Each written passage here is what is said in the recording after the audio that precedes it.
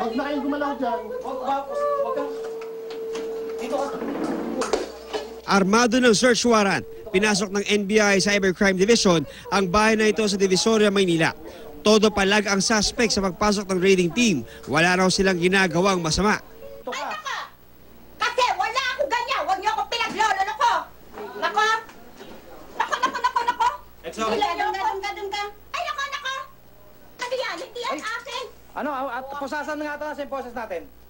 Pusasan nga ito. Nang pusasan na ang suspect, bigla siyang hinamatay.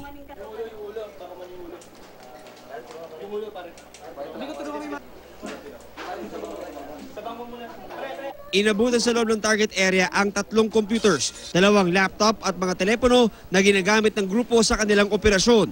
Ayon sa investigasyon ng NBI, ang modus ng grupo, nagbibigay ng flyer sa mall o nagpapanggap ng taga-bangko at tumatawag para mag-alok ng credit card upgrade para makuha ang impormasyon tulad ng birthday, address at email account ng biktima.